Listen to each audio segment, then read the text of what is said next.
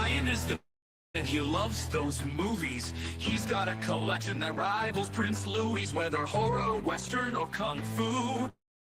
Mr. Quick Collection for you.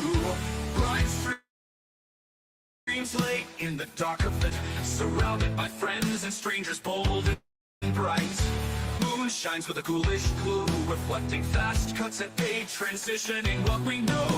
Brian's movie nights, Brian's movie nights. Best into a chair and get out of sight, because you're blocking the view of the extravaganza of film slew. It brings out the best of Western film, and his thoughts smolder like a kiln as he reflects the future and the past of art will hold and last. Brian's movie nights, Brian's movie nights. Just get into a chair and get out of the blocking the view of the extravaganza of film slew.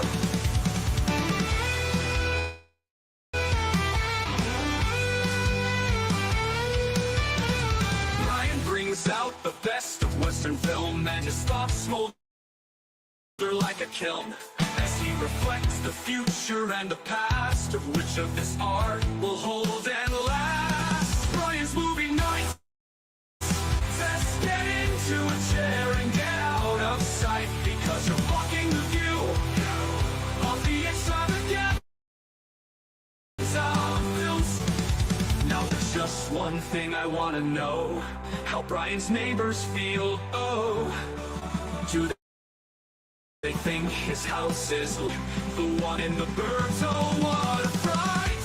Brian's movie nights, Brian's movie nights. Just get into a chair and get out of sight, because you're blocking the view of the extravaganza film slew. But Brian was a someone would be concerned because they look like vampires, and watch for Evan and Fennel and make them try to hire a Shinto ninja assassin gunman Grenadier with a hacker for the birthday slight reveal on LRJ's Ethical Show.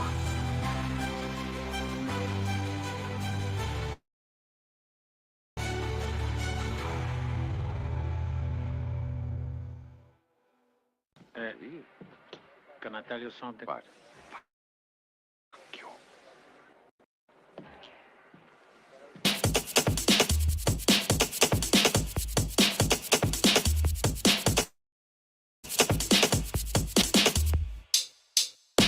I was forced to retreat to this castle. The kind is made up of inferior creatures, spiritually and physically deformed, who would have corrupted the harmony of my perfect body.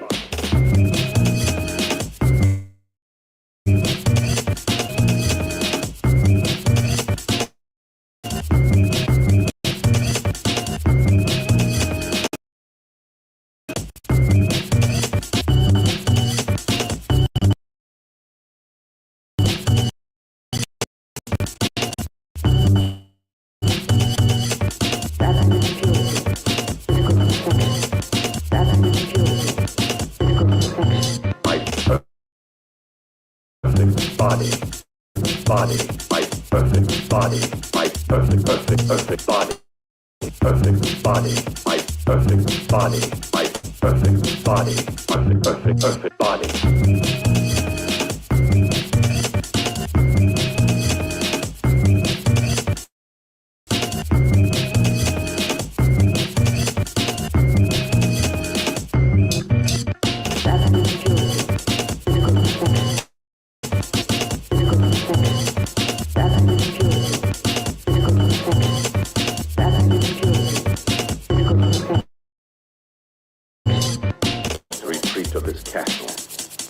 Mankind is made up of inferior creatures, spiritually and physically deformed. My vengeance needs blood.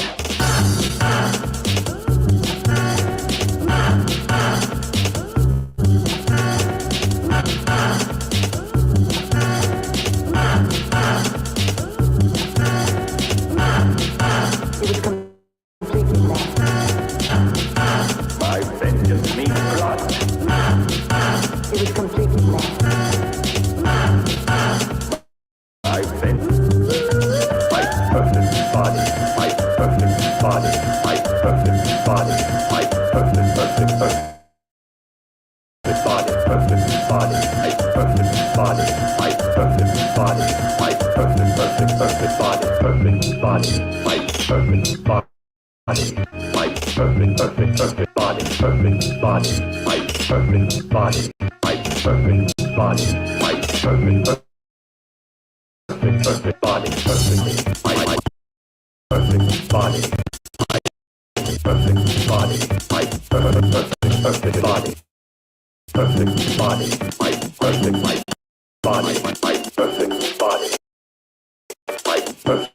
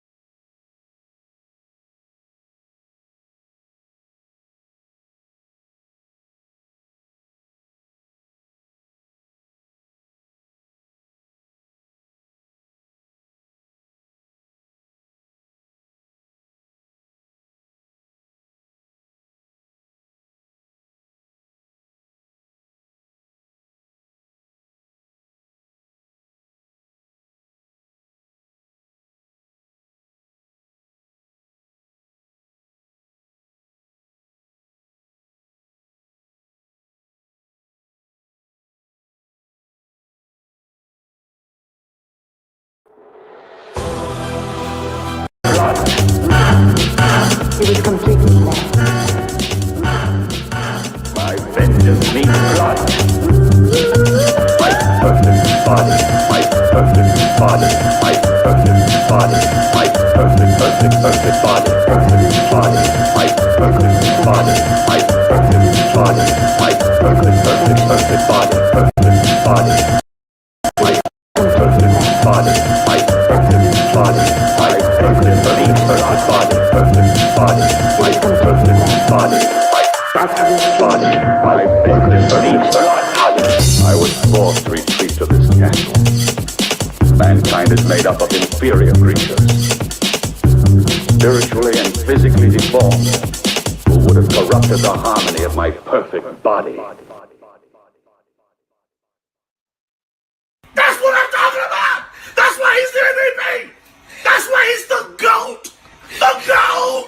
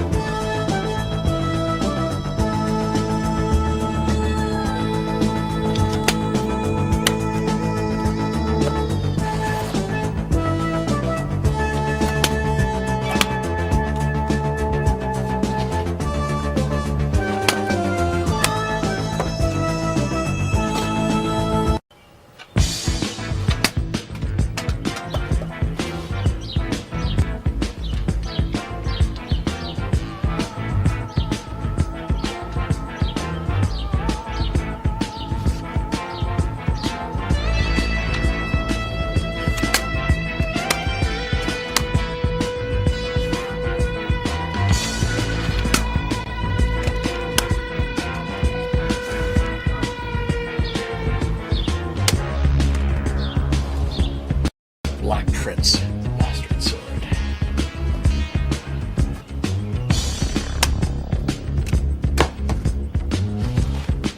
Step things up a level. Understand? Die große Messiah.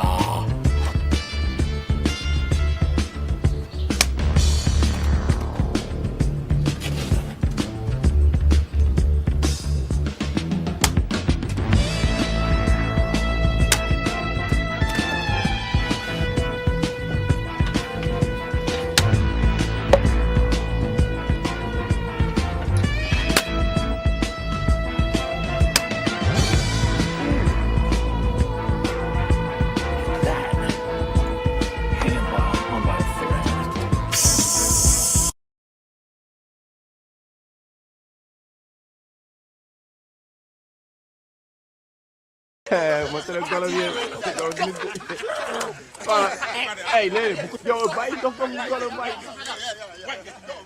Hey, beaucoup non. Ko jox ko. Yow wër nga. Doomu la rek ngeen jëf ko jox sala. Ko comme nit la. Ko jox sala. Yow wër nga. Ah!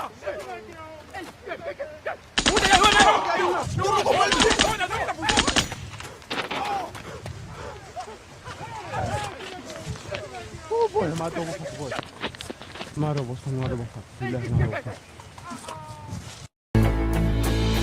If you enjoy this content and want to support this channel, the right way to do that is to back my comic book, Six Gun Gorilla, Long Days of Vengeance.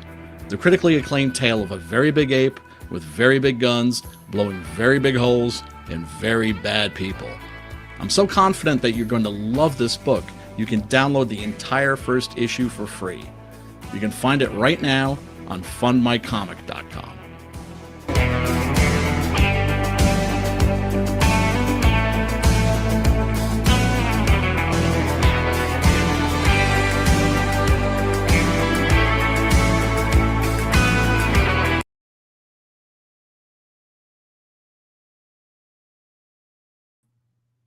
Oh, hey, what's up, people? Yeah, can you tell I haven't been doing this shit for a while? Yeah, it's your boy. It's your boy Brian. Sup? Why am I wearing this stupid hat right now? It's because I just like shaved my head again, right? Because I've been shaving my head for a couple of years. Man, I used to have fucking hair. I mean, I'm not talking about like Fabio golden locks or anything like that, but man, I used to fucking have hair halfway down to my ass. I mean, not that it was ever like thick and luxurious. It was always kind of thin, but at least it was long, and it was hair. But now I'm like at the age where, thanks, Dad. Thanks for the fucking jeans. My brother, meanwhile, had a full head of hair till the fucking day he died. And yeah, what you know, I gotta retain my dignity. You know, I'm not gonna do the comb over, so if you can't grow your hair right, don't grow it at all.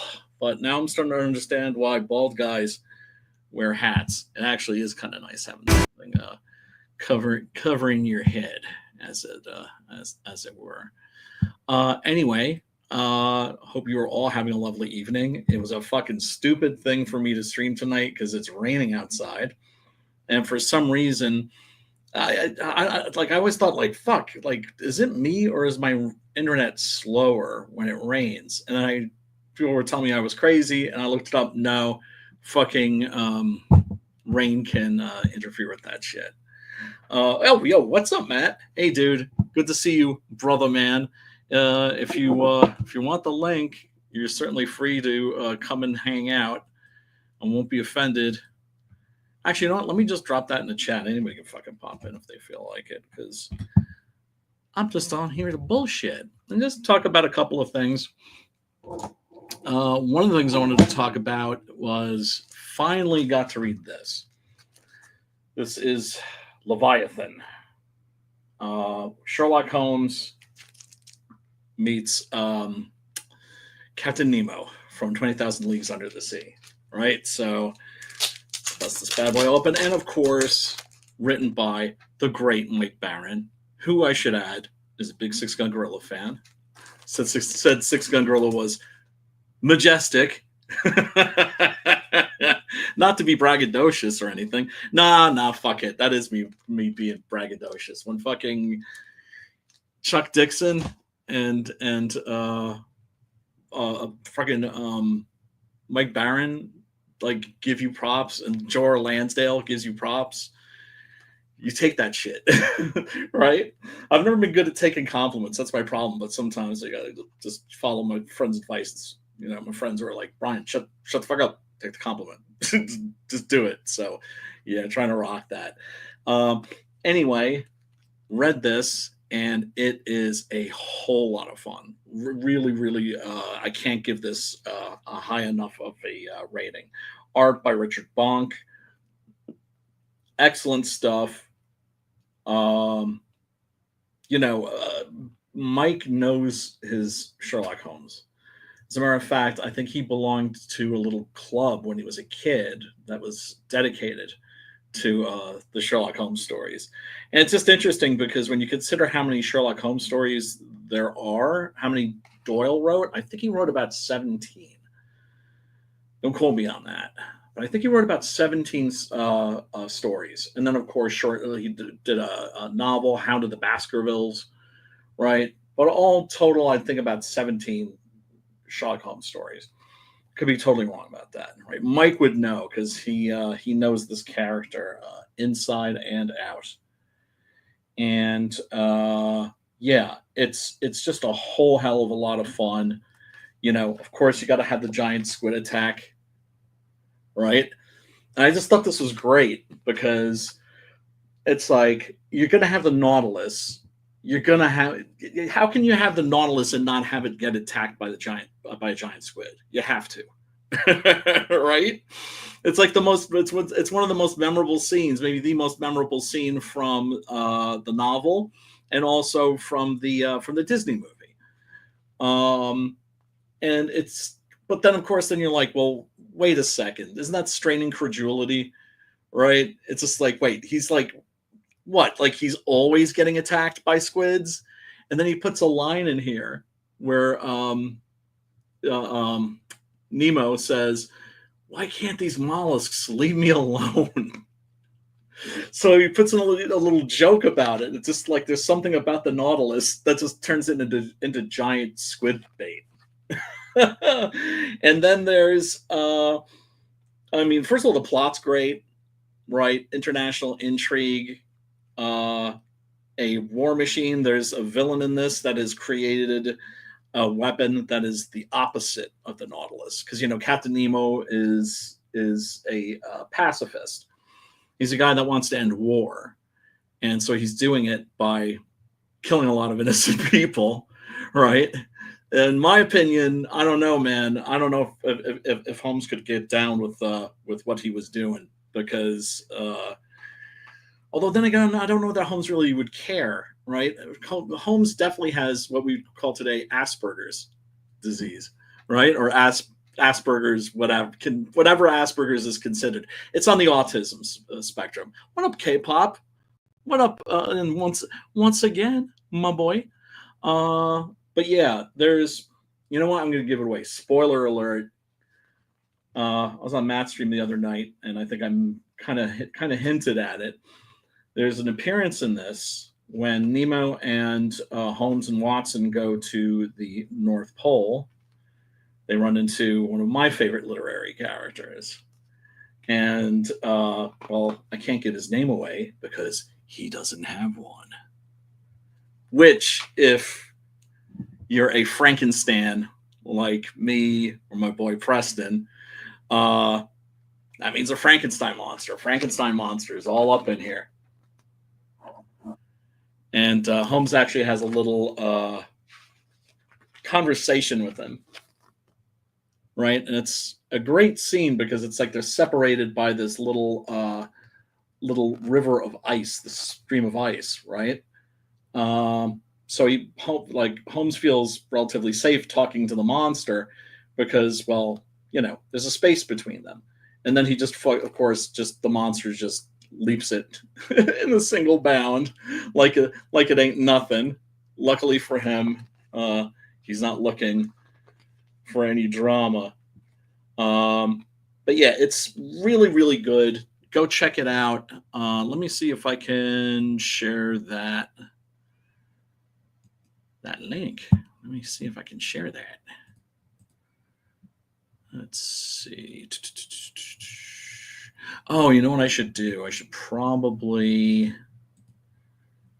Yeah, I probably should share this in another browser because there's something about StreamYards that is making that a little pesky.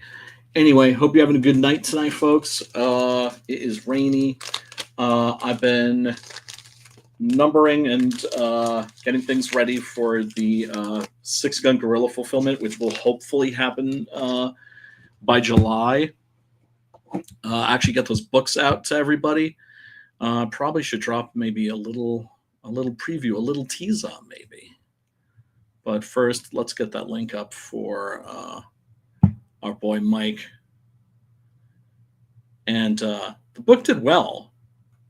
On funmycomic.com, it's at 14K, and so I know it's it's on Kickstarter, and I think it's on Indiegogo too. I think you're talking about Chris Braley here, that runs Mike's campaigns, and Chris has got it going on in a major league way. Yeah, so let's just check this out real quick because I figure, you know what, if I'm going to start streaming again, I got to do a little bit of shilling. It is just kind of necessary. I'm taking my boy Matt's advice. He's saying we should all be streaming right now. Even if it is just for like an hour a week, that all of us in the crowdfunding space should be doing this. Oh, wait a second. Fuck. Campaign is closed. Funding is no longer available. Oh, well, geez, that makes me a cock tease, doesn't it? And look, there's a nice hardcover edition. You can't have it. And the digital edition, you can't have that either. And there's the cover A soft cover, cover B. You can't have any of those. There's a graded signature edition. You can't have that. There's the double feature where you get both covers. You can't have that either. And there's original art that's sold out, and there's all this other stuff. That's right, the retailer bundle. I keep meaning to add this to my own campaign. I'm actually gonna make a little fucking note for that. But yeah, I don't know if it's, you know what? And then I think Mike's got his own site, Baron Books, Baron Comics. Let's check that shit out.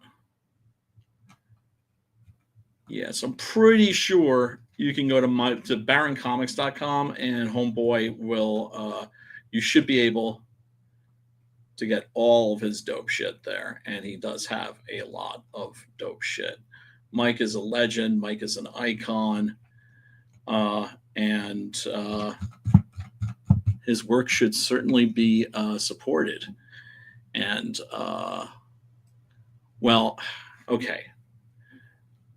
I want to talk about, and you know, look, if you know me, you know I'm like a major league Universal Monsters stan. Love the fucking Universal Monsters. Love monsters, just period, right? But Universal Monsters, that's my shit. Just the way the Hammer horror is my shit, you know, and Italian horror from like the 1970s is my shit. You know, and the George Romero zombie movies, those are my shit. The first three, anyway. But let's see.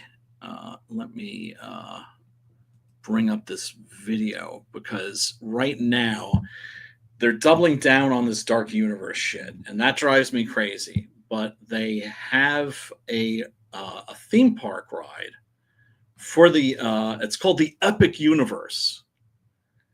And what's with this, man? It's like the dark universe, the epic universe, the WWE universe. It's like everything has to be a universe because of the Marvel universe.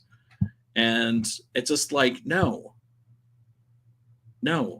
it's the Universal Monsters. Like that's the brand that you've had it under for fucking decades upon decades, right?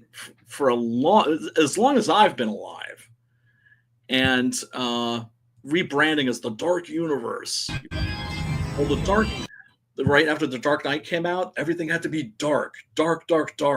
Suicide Squad, the first movie, the fucking suits were so fucking stupid that they were like, well, we want the movie to be darker. And the director, David Ayer, was just like, well, what do you mean? I mean, I think it's pretty dark. Like, because they want, no, like, it needs to be darker, dark, because, you know, the Dark Knight, everything has to be darkity, dark. And they actually went and made the image in the movie darker. That's how fucking stupid Hollywood is. That's how fucking stupid suits are. And that's why Warner Brothers doesn't know what to do with any of their shit, and neither does Universal. Universal did make an offer to Guillermo del Toro. He has revealed, he says it's his biggest regret, rightfully so. You done fucked up, Guillermo. You not only let yourself down, you let us down by not taking that job. They wanted him to revamp the Universal Monsters.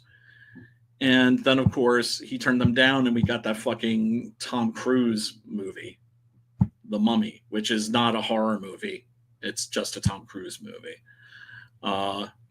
And, you know, they had all these other movies planned. They were going to do a Bride of Frankenstein remake with Bill Condon, who did Gods and Monsters and Candyman 2, Farewell to the Flesh, I think it was called. Yeah. So, you know, they had like a really good director. They had Javier Bardem was going to be the monster. Johnny Depp was going to be the Invisible Man. They had a whole cast and everything all set up, ready to go. The Mummy comes out, tanks all that shit.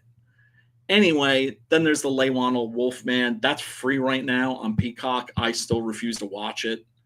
Leywannel can suck my dick for that Invisible Man movie that he made, which is an Invisible Man movie without the Invisible Man. But anyway, check this out. I'm not a theme park guy. Yeah, when I was younger, when I was a kid, did I love them? Yeah. Even as like a young man, it's like, hey, let's get loaded and a little stoned and hop on the roller coaster for shits and giggles, right? But the general attractions, just not into it. This I am heavily into. Check this out. Disney has been known for their animatronics for as long as I can remember, right? That that they have God, the old Pirates of the Caribbean ride, I think has like animatronic skeletons and shit. I love animatronics in general. I love when they're used in movies. These animatronics are fucking ridiculous, redonkulous. Look at this shit, right? So you go in to the ride, and you're greeted by the Phantom of the Opera.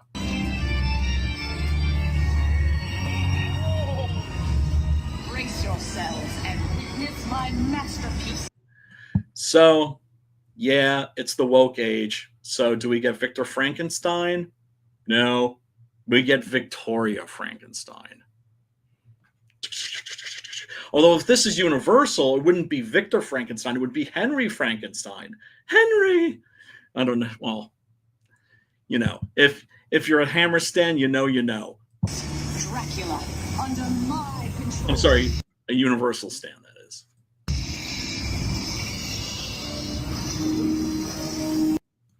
Wait, what's this fucking traitor saying? Thanks, man. I'm about to watch Dexter with the wife. Otherwise, I would. Dude, you're going to spend time with your family instead of hanging out on the internet with me? Cold-blooded, man. Cold-blooded. But yeah, look at this. This is dope. There's I mean, check this out. I mean, this is so fucking cool. There's my boy. He's the monster.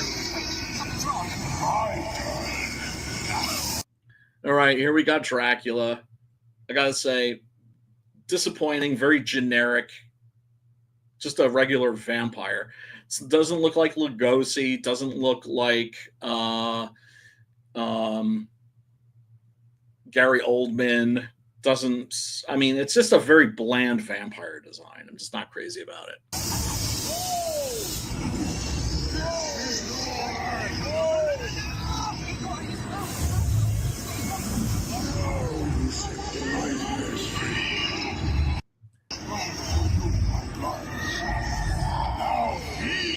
I mean, that is pretty. That still looks amazing, though. Remember, these are robots. Even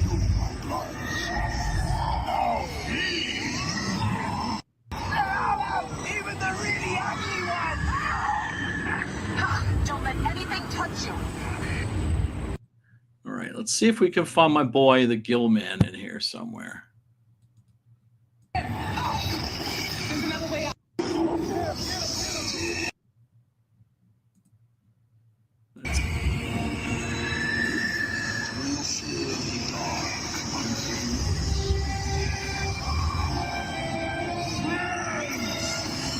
We got some Wolfman up in there somewhere.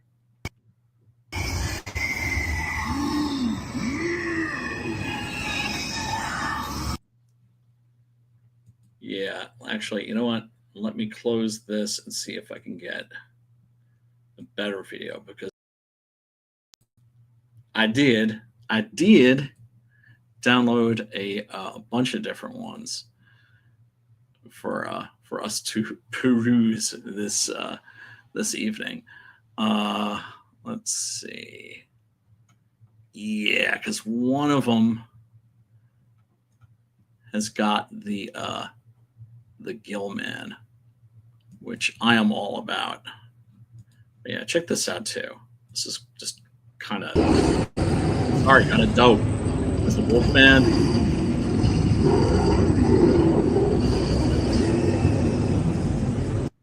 I don't know what the fuck that is, because I think what they're doing is they're using animatronics and what look like holograms, maybe, because there's no way that these are fucking animatronics. I think they went multimedia here.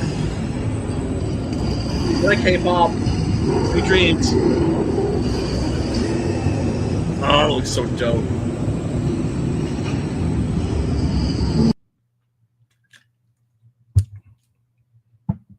God damn, my internet is slow. But yeah, so oh man, I am really like it's like I'm not saying that I'm going to go and spend the money to check it out. Right now, I can't afford to. I got a fucking campaign I need to fulfill, and I'm gonna get fucking.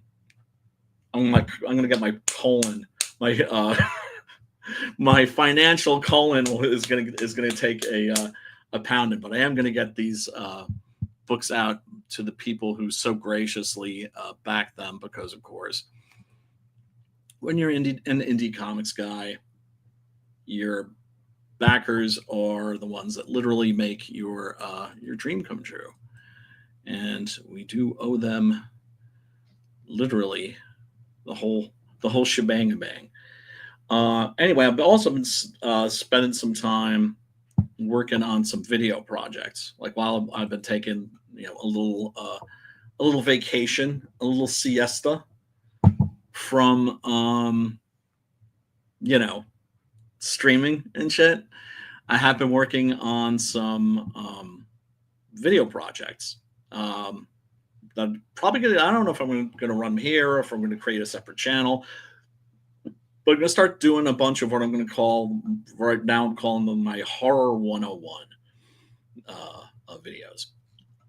So each episode is going to be basically a short documentary. Right now, I've got one that's there.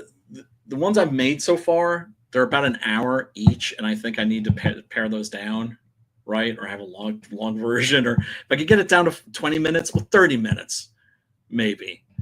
I think I might have something doable, but I did want to just really quickly just show a little preview of the stuff I've been working on. This is for the Genre Lin.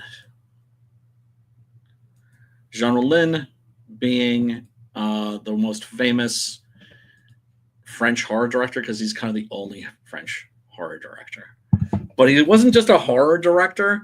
He was a lot more than that. His movies are a lot more than just horror movies. They're very, very, very strange, and they're very unique, and they're not like anybody else's films. It's very rare that you encounter a filmmaker where every movie of theirs feels, well, you can tell that it's one of their films, like within like the first few seconds of the movie, where you start watching it before the credits have rolled. You're in that director's world, and it's not like any other world that you've ever encountered in cinema.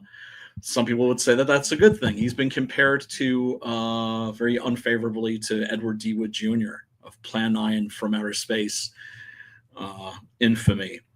But he's also been compared to Jean Cocteau, the French poet who then went on to become a filmmaker and made one of the greatest movies of all time, which is Les Belles et la Bête, Beauty and the Beast. I'm talking about the old black and white one with Jean Marais. Just an astounding movie. Very much a surrealist. Rollin is in that same model.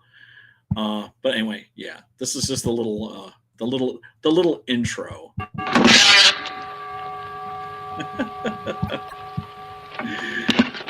Yeah, this chick's from this is from Shiver of the Vampires, and basically it's about a married couple, newlyweds that encounter a pair of gay aristocratic vampires, and there's also, of course, a lesbian vampire afoot, and she's always popping out of the craziest places. Like, you'll just see a scene and you're gonna be like, I bet she's gonna pop out of that, and sure enough, she pops out of it. What I'm saying is it's his most humorous movie. It's not meant to be. This is not meant to be taken seriously at all, which is very different from a lot of his other horror movies, which are really dark and emotionally powerful. But here, let's just check out this little preview.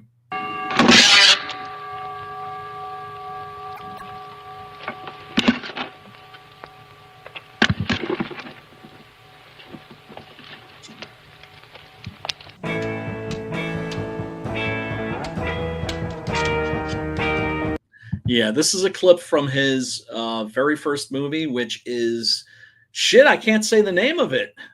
I can't say the name. It's The Grape of the Vampire, La Viole du Vampire. So it's like the violation of the vampire. And this was greeted with ripe or maybe not so ripe or overripe tomatoes at its premiere. People were pissed.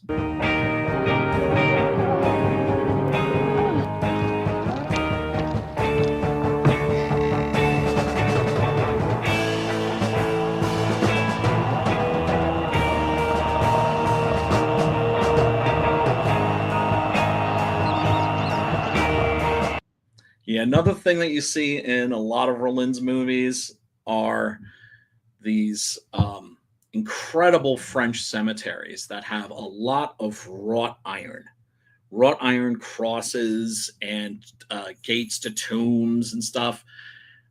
Some of the that's one of the things I really love about Rollins movies is the fact that he finds like the most amazing friggin' locations.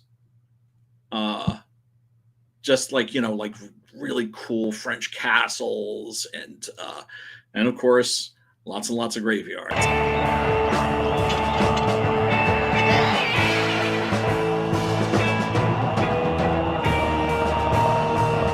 This music is by a band called Acanthus, who made the score for Shiver of the Vampires. Unfortunately, it's a pity they broke up because I actually think that the soundtrack to Shiver of the Vampires is pretty dope. This is a scene from one of his last movies, The Two Orphan Vampires. Really, really great, eerie concept for that. There are these two girls, young ladies, who are blind by day, but at night they regain their vision and turn into vampires and go out and not only search for blood and victims. During their travels through the night, they run into other monsters. They run into a ghoul. They run into a she-wolf. They run into some other kind of creature that has wings, of fly-by-night, maybe. I have the novelization of this actually, and the novel is really, really rough stuff. It's way more savagely violent than this movie. There's the Castell sisters.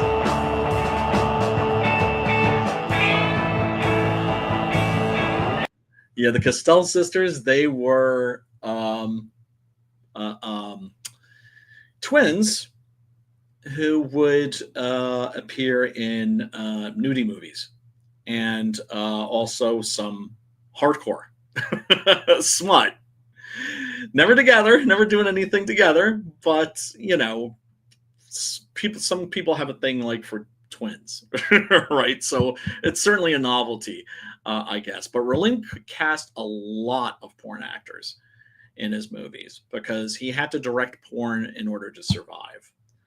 And evidently he was, I met him briefly in 2000 and an incredibly shy person. And he for the sex scenes, he would actually leave the room. He'd be like, okay, action, turn around and let the second unit director deal with that shit.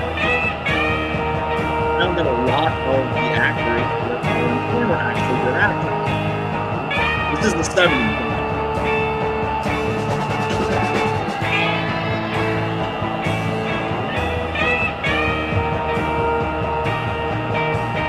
Yes, and there's this beach in France. This location is in almost all of his movies. It's in a lot of them anyway. He is obsessed with this beach. He has been obsessed with it since he was a little child.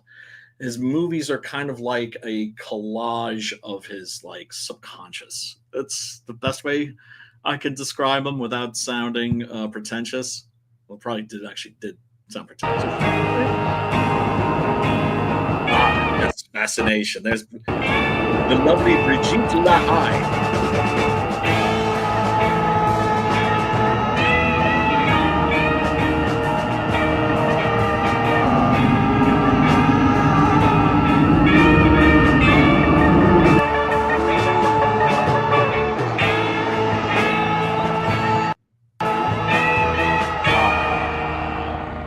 Yeah, that's the Castell twins from Lips of Blood, which is a really good movie by him, which is about a guy who, as a young boy, he gets lost in the dark at night, and there's this beautiful woman that takes care of him, protects him, makes sure that he's safe, and he grows up and never really forgets her, uh, but wonders whether the encounter actually happened or not. And then one night, he's well into his 30s, early 40s, and he sees her, and she hasn't aged a day.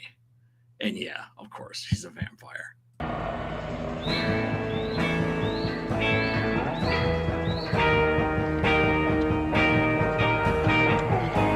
But yeah, it's a fascination.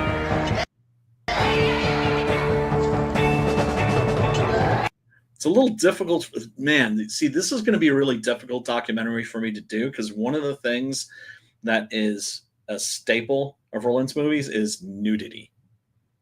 There's a lot of naked vampire chicks. Or in this case, you have the vampire women who are actually mortal. They're just like evil, like satanic, like blood drinkers, basically. Satanic vampires is what I would call them. Which is to say, no fangs, no turning into bats or anything like that. They just, kill people and drink their blood, to prolong their youth, like Countess Bathory types. But yeah, they're dressed here, but they're wearing these sheer shrouds, really, is how I would describe them. These like gowns that are completely see through. I mean, you can see everything. One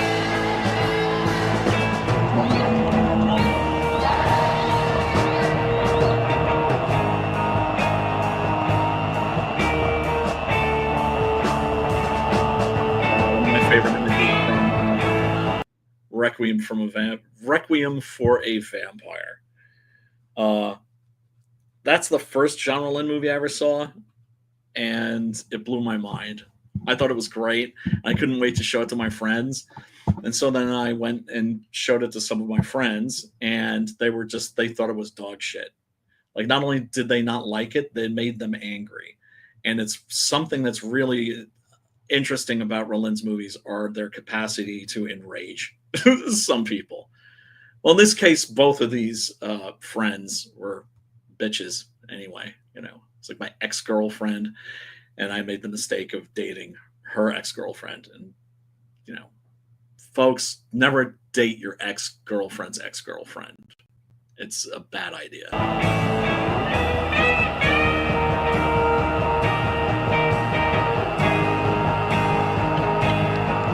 Yes, the Iron Rose. Yeah, the premise for the Iron Rose is really interesting. It's about a couple. Really, they're not really a couple. They boy meets girl at wedding party, and they arrange a date for the following day, and they meet up, and they decide, or rather, the young man decides, let's go to the cemetery. And so they go into the cemetery, and then they go down into one of the tombs to make love. So, kinky. So they go down into this tomb, they bust a nut, and they come up, and the sun is down. And then they're having trouble finding their way out of the cemetery. And then they discover they can't leave the cemetery. That the cemetery, it just goes on and on and on forever. And they're going in circles, and there's just no way out.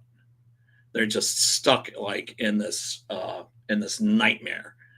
And yeah, eventually they end up making out in a pit full of old bones. I mean, it's a movie that's all about sex and death. So yeah, you figure it out.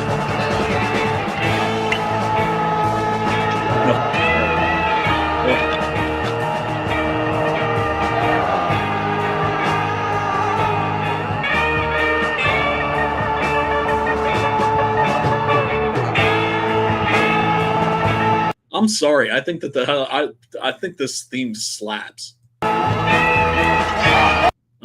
Living Dead Girl. Probably the one Rollin movie that I think is the most accessible. At least when I introduce people to his stuff, if I think that they're not gonna necessarily like his work, this is the one that's the easiest to get, right? It's also really one of his best movies. Technically, I think it is his best movie, but yeah, I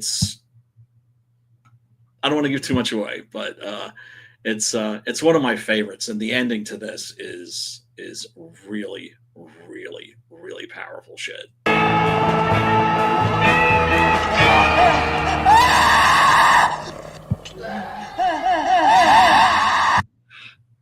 Yeah, scream, baby, scream.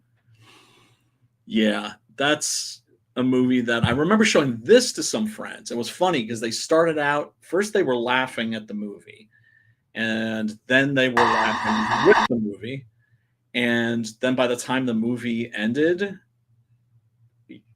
their hearts are broken. It's oh god, I love that movie. It's good shit. So yeah, some of the shit I've been working on. But yeah, I think I'm gonna log off because my internet is completely fucking bullshit. But I'm trying to get back into the swing of shit. And oh, what up, Tank? Uh, anyway, let's see. Yeah, I think I'm gonna go play some. Oh man, I got the Days Gone remaster. Yeah, boy, that is. If you haven't played Days Gone, it came out for the PlayStation originally. Then it became I think I got it on Steam, and they have a remaster. I had just had to pay $10 for the upgrade, and dope movie. Really, I mean, game. But but the thing is, it's one of those games like The Last of Us where it feels like kind of like an interactive movie, but it's the only game where I found myself actually really, really, really caring about and rooting for the hero. Because in video games, I generally don't give much of a fuck about the characters. I really don't. I want to be blowing shit up. I want to be killing zombies. I want to be setting shit on fire. You know, destruction. If you tried a bigger hammer, yeah, maybe. Let's see. Let me real quick before I log off. Gotta fucking do a little fucking shilling. It's just the right thing to do. Let's see. Stop that. And then I can share my screen. Okay, hold on here. Hold on. No, that's okay. That's really weird. It's not letting me do it. All right, fuck it. I'm going to just do this instead.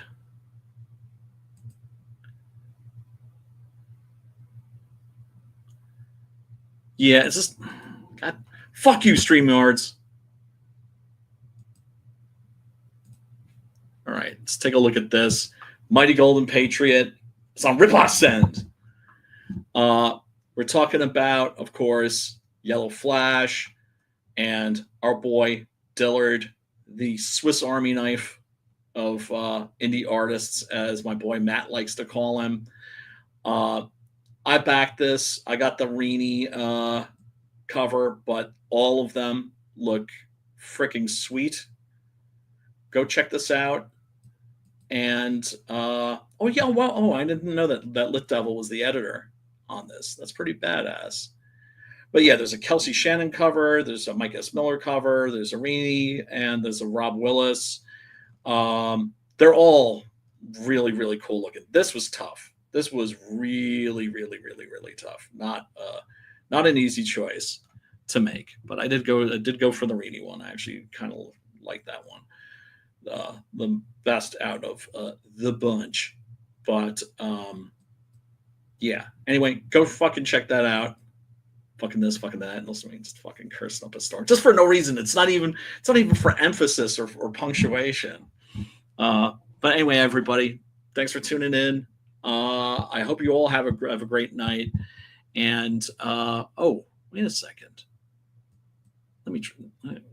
I was gonna say, oh yeah, on FrontMyComic.com, there's The Buckler, which is by our boy John Dillard as well. So go check that out as well. Anyway, hope you all have a good night, and I'll catch you when I catch you. Peace. Little.